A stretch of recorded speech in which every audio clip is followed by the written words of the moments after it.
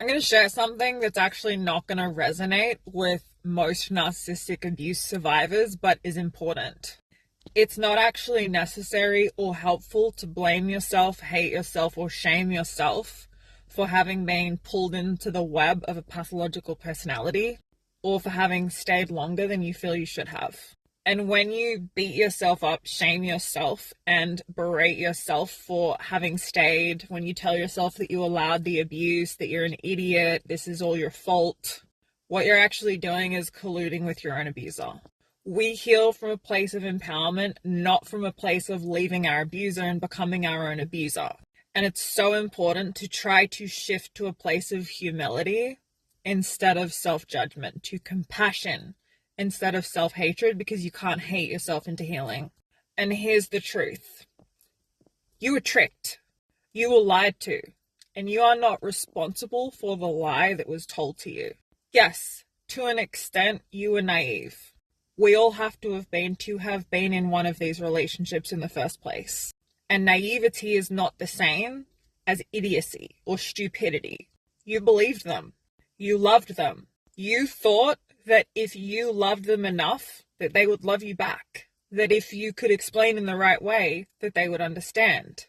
You didn't realize that these personalities even fucking existed. That's not your fault. And the fact that you believed them and you thought that if you explained in the right way, at the right time, in the right tone, that they would be able to have an epiphany, that you would be able to get through to them, is a sign of your goodness. It means that you were authentic, honest, that you have integrity. And the fact that you couldn't conceive that this person was actually hurting you doesn't make you stupid. It makes you human. It means that you were operating from the place that you were at. It means that you were operating with the information that you had at the time. And it's so important to understand that experts can't even spot these personalities most of the time. So why do you think that you should have been able to? This stuff is not taught in school. And if you can't conceive of something, you can't protect yourself from it. And to an extent in our healing, we have to get over ourselves. We have to have some humility. It's okay to admit that you were tricked by a pathological person, by someone who literally has the same personality disorder as Ted Bundy. And we're not taught that narcissists and psychopaths actually don't show up looking like serial killers with Schwartz stickers tattooed on their face. We're not taught that these personalities actually show up like the love of your life.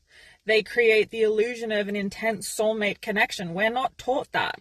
And in fact, we're actively sabotaged by media because television and media portray love bombing as being real love and how it should be. And a lot of us internalize that message. And when we met the narcissist or the psychopath, we thought, wow, this must be real love. This is how it's supposed to be because this is what is portrayed in television and media.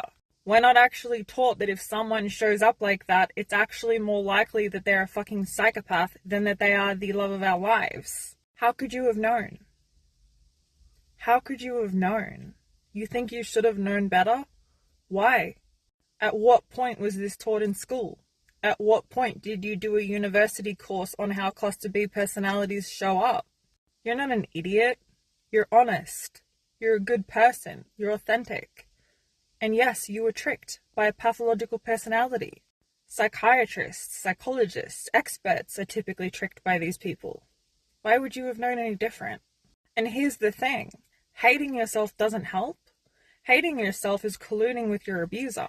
And a lot of the time we leave these relationships with the internalized narrative and voice of the narcissist. And we leave the narcissist and their voice continues to echo in our minds and we start abusing ourselves in their place. Self-compassion is an act of rebellion. Self-care is an act of rebellion after an abusive relationship. And here's the thing, we don't allow abuse. And if you could have just left, you would have. There's so much victim-blaming rhetoric in society. There's such a lack of understanding of how these relationships work. Trauma bonding. And remember, the trauma bond happens at a biological and a subconscious level. So important to understand that. You were in survival mode. You were viewing this person through your lens. There's no way that you could have known. And just because you see a level 5 out of 10 red flag in the beginning doesn't mean that you had any way of predicting that this person could have reached a level 110 out of 10 in red flags, or that the level 5 red flag that you saw in the beginning that could have been indicative of anything was indicative of a psychopath. How could you have known?